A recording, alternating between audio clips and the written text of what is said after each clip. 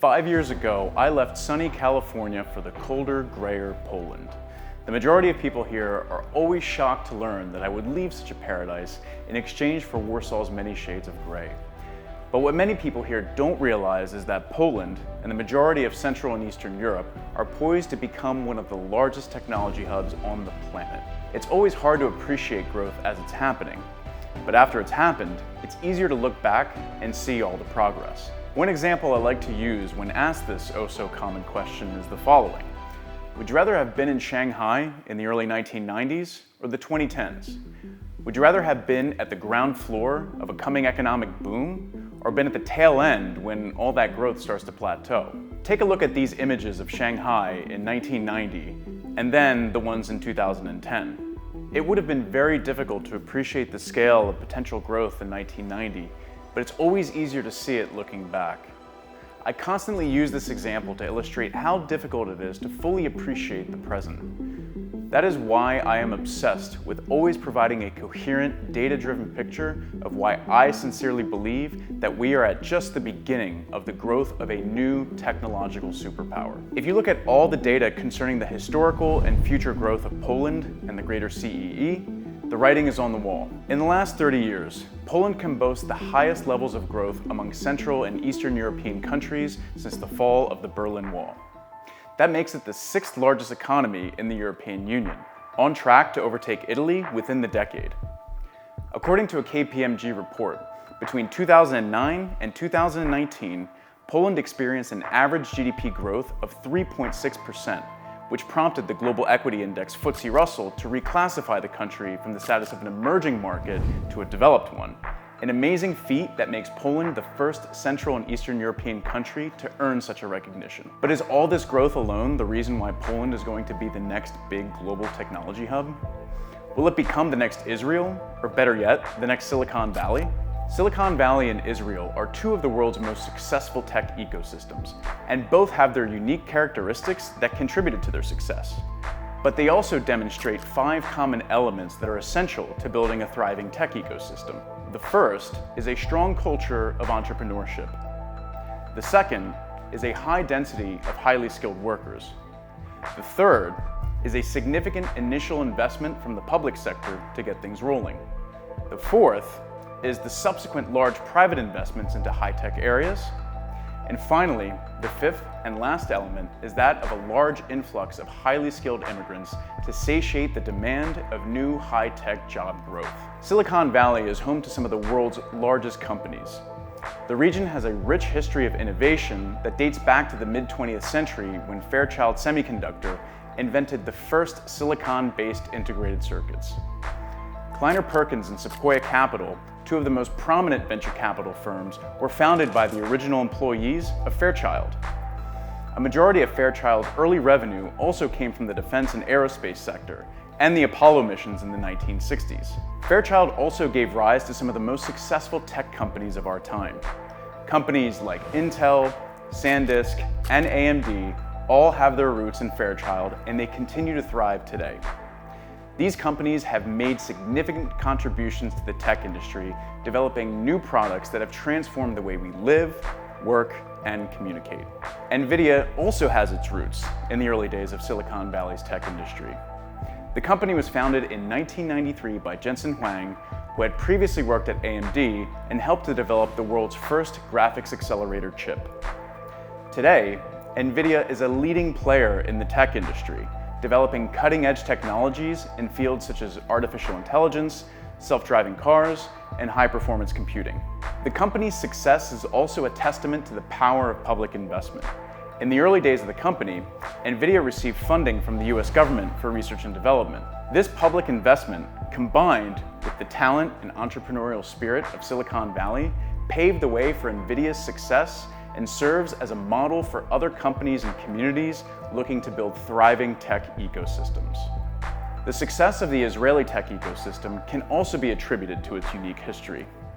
Israel's strong culture of entrepreneurship can be traced back to its unique geopolitical situation, its highly skilled and educated workforce, and its supportive governmental policies. The Israeli military also fosters a culture of innovation and risk-taking, developing cutting-edge technologies to meet the country's unique security needs. Poland has also made significant strides in building its own thriving tech ecosystem. The country has been actively fostering the aforementioned key elements necessary for developing a successful tech ecosystem that could rival that of Silicon Valley in Israel. The scarcity of goods during the communist era in Poland forced citizens to become creative by finding ways to obtain what they needed. This led to the emergence of a black market where individuals would buy and sell goods outside of the state-run economy. This informal economy provided an opportunity for entrepreneurial individuals to create their own businesses and fill gaps in the market. After the fall of communism in 1989, Poland transitioned to a market-based economy, and the government implemented policies to support the growth of the private sector. This included privatizing state-owned enterprises and creating a legal and regulatory framework to support entrepreneurship and business development. Today, Poland has a thriving startup ecosystem with a large number of successful companies emerging in recent years. Warsaw, the capital city, has been named one of the top 20 emerging startup ecosystems by Startup Genome. The city is home to a number of accelerators, co-working spaces, and funding opportunities for startups. The heart of every tech ecosystem is its people, and in particular, its highly skilled workforce. In terms of absolute numbers, Poland ranks number 4 in Europe in terms of most STEM graduates since 2013. It's important to note that Poland sits right behind the highly developed and populated nations of France, Germany, and the UK. In terms of STEM graduates per capita, over the last 10 years, Poland takes the number 9 spot, trailing behind the number 3 UK by a slim margin of 12%. Now here's a figure that I find really fascinating and arguably one of Poland's superpowers. It's women. On a per capita basis, Poland is number 1 in terms of female graduates in STEM and number 4 in total female graduates, with Germany taking 3rd by only a narrow margin. It's also number 1 by a considerable margin in terms of the female to male ratio of STEM graduates. One of the unfortunate realities in tech is a lack of female engineers at tech companies. According to Tricatora on GitHub, who analyzes engineers at small to large businesses in the Bay Area, the percentage of female engineers in the Valley stands at a paltry 19%, whereas in Poland, that number exceeds 30% according to No Fluff Jobs. Israel's percentage stands at 29% as of 2018, just behind Poland. That means, at a Polish tech company, there are over 1.5 times more women than at their Bay Area counterparts. So not only do Poland and Israel have a high concentration of highly skilled workers, they also beat the Valley when it comes to gender diversity. Access to capital has historically been a challenge for startups in Poland, but this is all changing rapidly. In recent years, there was a significant increase in venture capital investment in the country, with investors attracted by Poland's strong talent pool. Another game changer was the establishment of PFR Ventures, a state-sponsored fund of funds investing in emerging venture capitalists in the region. PFR Ventures was modeled after Israel's wildly successful Yasma Group, which also seeded Israel's first generation of venture capitalists.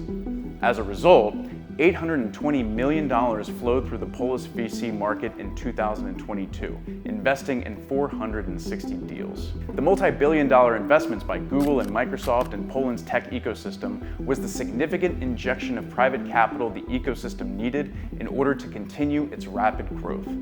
The development of a cloud data hub by Google and the investments in a new data center by Microsoft represent a vote of confidence in Poland's tech talent and potential. The largest development center on the continent, occupying 14 floors of the newest Warsaw Hub skyscraper, will be the new Google Cloud Data Hub, creating thousands of high-tech jobs and further cultivating this rapidly growing tech ecosystem.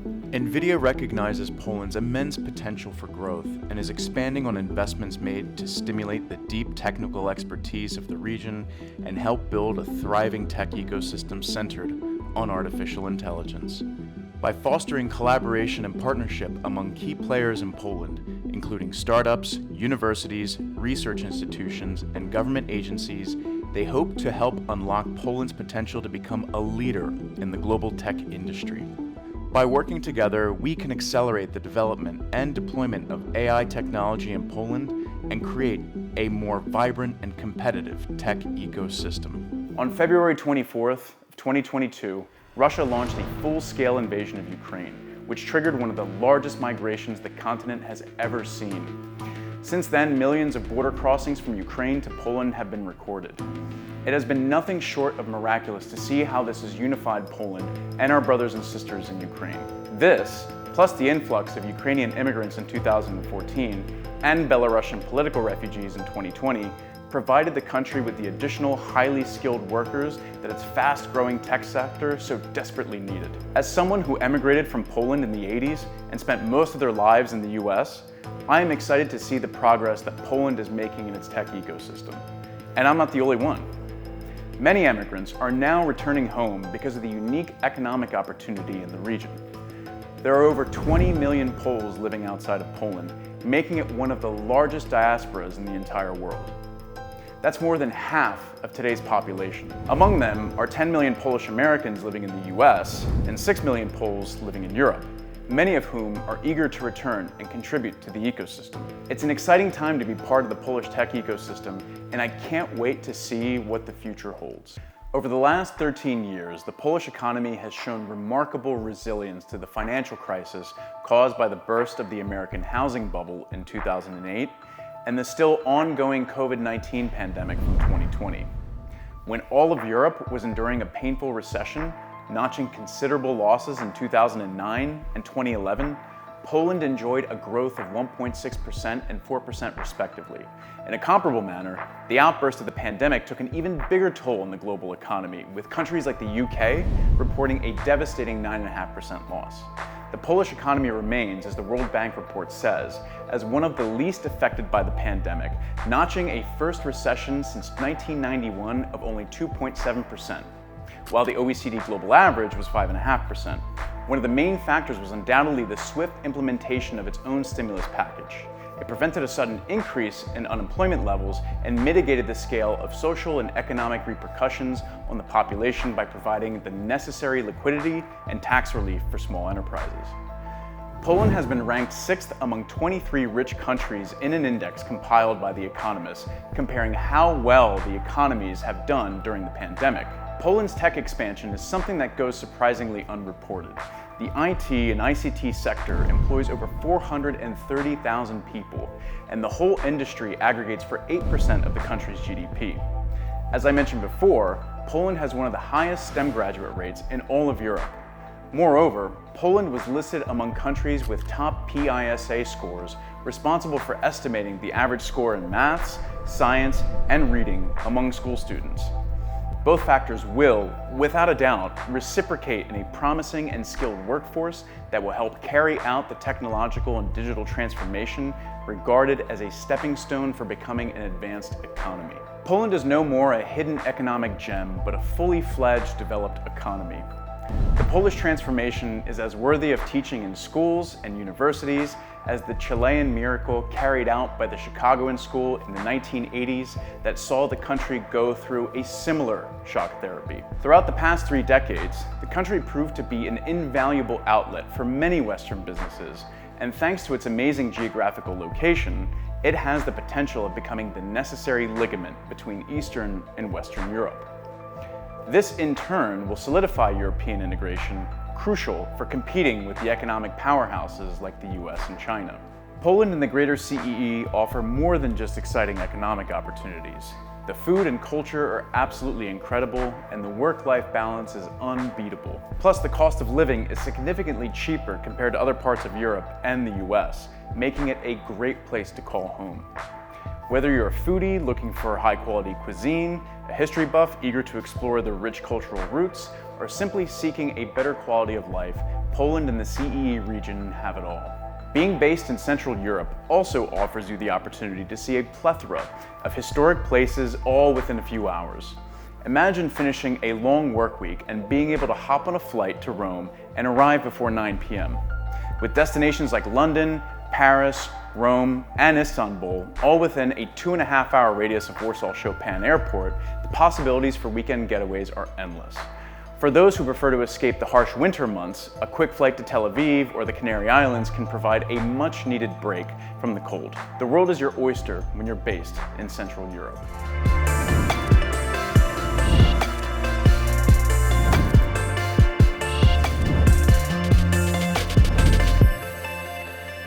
Now that I've outlined all the positive aspects to start your company in Central Europe, I want to highlight an area of improvement that I believe is crucial for the region's ongoing success. I worked as a deep tech venture capitalist in both Silicon Valley and Poland. In the Valley, technical talent was few and far in between, and business talent was overabundant. Too many CEOs and not enough engineers was the saying. Here, we have too many engineers and not enough CEOs. We have a surplus of technical talent and severely lack world-class business talent. This has led to poorly communicated pitches, unable to live up to the groundbreaking potential of their technology. As a former VC who is now the founder of his own deep tech startup, I can fully appreciate the problem of trying to communicate incredibly complex and abstract ideas from a 360-degree perspective. Many VCs falsely believe they are experts in deep tech, but in reality, they often rely on pattern recognition from other pitches and opinions from their network to appear knowledgeable.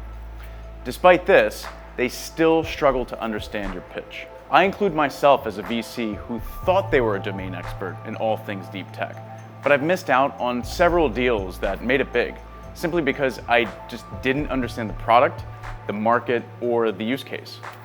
In retrospect, I cannot even begin to imagine the number of founders who could have made it big, but were instead tossed into the scrap pile of failed startups, simply because they lost the investor. Developing trailblazing technology is really difficult. Applying that tech to tackle incomprehensibly large domain-specific challenges, such as climate change or supply chain optimization, is even harder. Making money whilst doing it is close to impossible. This is why the market values successful deep tech companies in multiples much higher than traditional VC-backed startups. It should also come as no surprise that deep tech startups who are founded by PhDs tend to raise more cash and have quicker time to unicorn status, and have more favorable terms when raising capital. More than ever, the world's greatest minds are breaking from the norm of academic research to start world-class companies. And not only are they breaking from the norm, they're succeeding. This section is designed to help you, the technical founder of a deep tech startup, help best position your startup to investors and understand what they look for when considering a seed investment. Before we begin, I want to set a foundation for this discussion to ensure that the information outlined is relevant to you, your company, and your technology. First, the stage of your company is one at which the founders want to commercialize a piece of technology that is at or right before the proof of concept stage.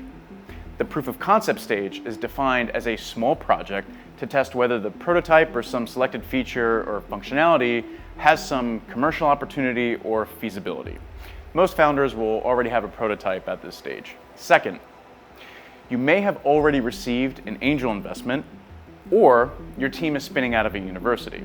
Third, there has to be some level of demonstrated technical execution in that you as a team have established milestones and met these milestones within a predictable manner. And finally, a clear plan and path to commercialization within a reasonable time frame. Realistically, you should begin to see some commercial traction in the third year post-institutional financing. The first step is to make sure that your company is actually deep tech. What is deep tech? Deep tech is a term coined by Swati Shettervedi, CEO of PropelX in 2015, to differentiate between tech startups built on commonly available technologies and those engaged in long-term scientific and technological R&D. To better understand if your company is truly deep tech, I find it helpful to consider the following two categories. The first is defensible technology. Defensible in the sense that it's tangible intellectual property that can be protected, but also incredibly difficult to reverse engineer. This is why most deep tech originates from the university, because it combines the bleeding edge of research, science, and engineering. As an example, if you've written a proprietary algorithm for natural language processing that outperforms industry benchmarks and the current state of the art, that's deep tech. Inversely, if you're using an API such as Google's speech to text, this would not be considered deep tech. The second category is the data moat. If your company that has developed a means of acquiring data which provides a considerable advantage over the competition, you've built yourself a data moat. In some cases, The two categories will overlap in that you need one in order to satisfy the other. I have, however, come across companies where the technology itself may not be considered that impressive, but they've developed unique ways of acquiring high-quality data that is at least one order of magnitude better than the competition's. What problem does your technology solve, and who is the team behind it? As I mentioned before, a lot of VCs like to pretend they know deep tech. Sure, some may be PhDs with strong technical backgrounds and experiences. I'm not disparaging the gifted ones. You, as the domain expert, in many cases will need to dumb it down to utilize lowest common denominator explanations to ensure that your pitch is fully comprehended. Remember that you've been completely immersed in your research, and what you think may be a simplistic version may be way too complex for your audience.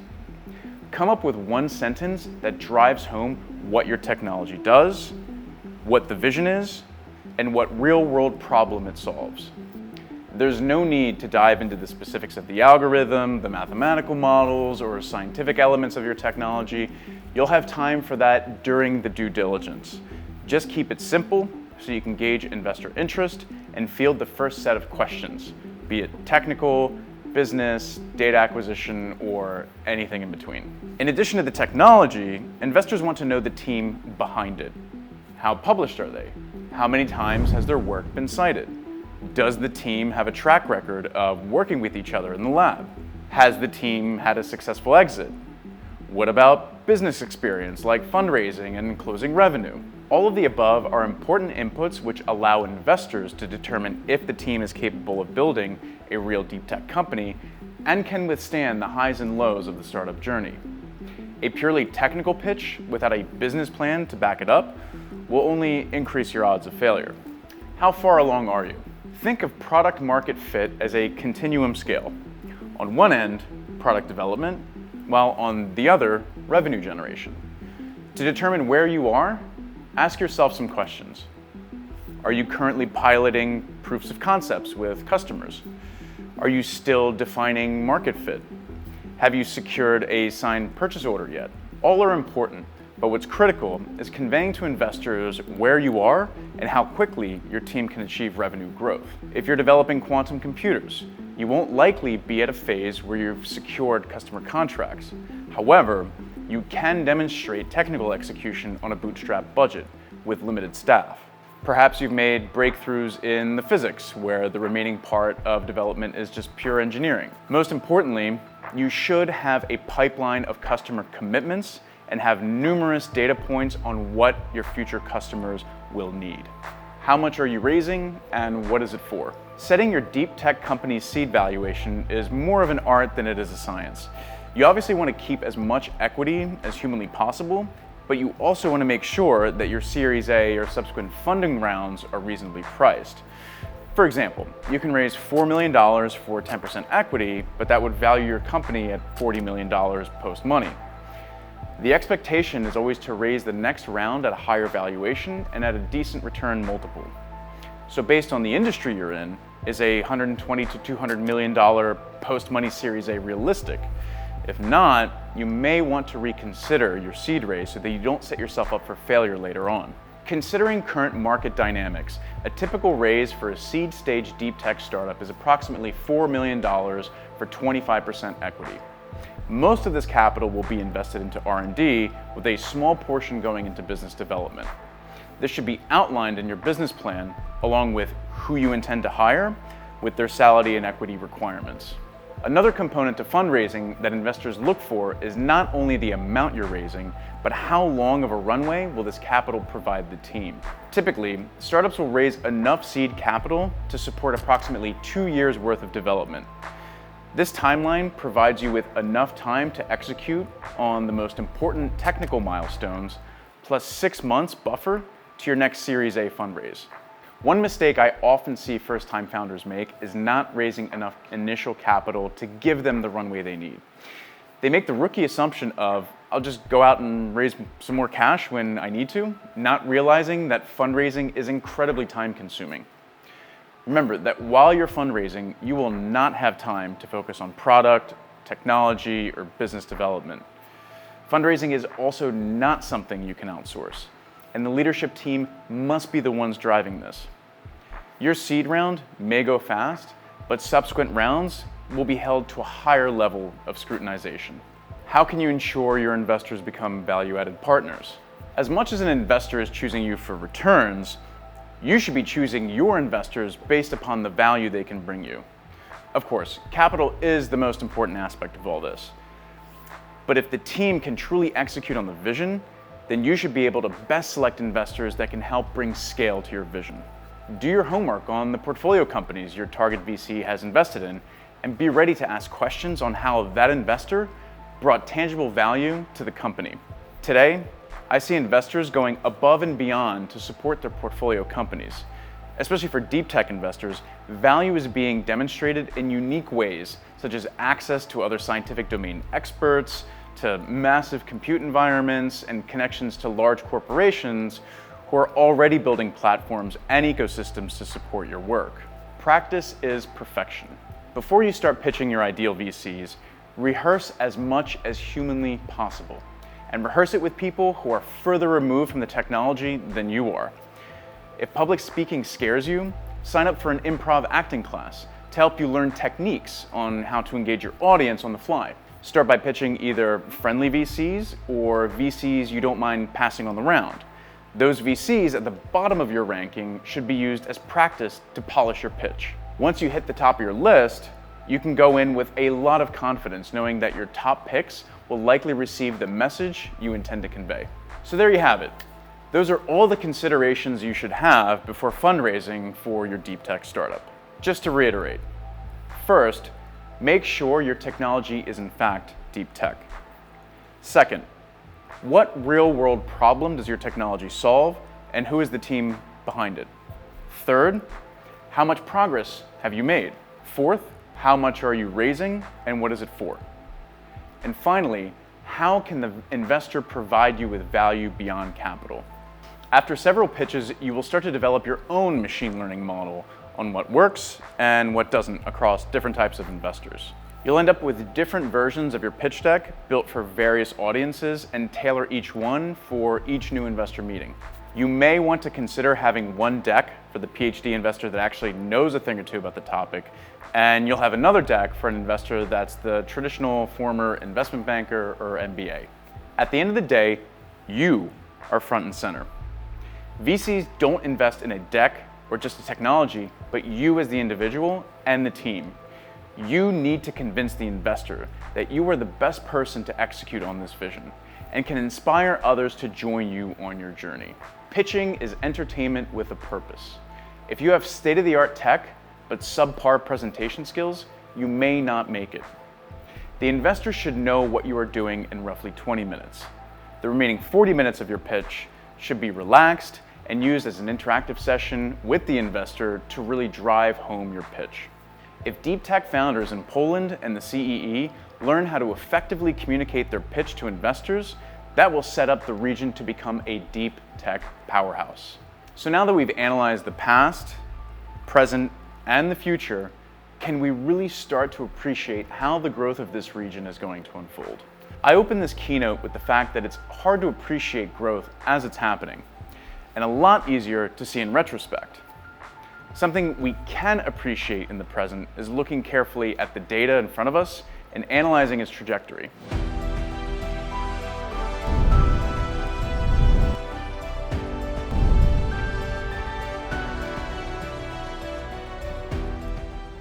I left California for Poland in 2018, but started my research 5 years earlier. I couldn't help but to notice the sheer number of Polish developers on GitHub.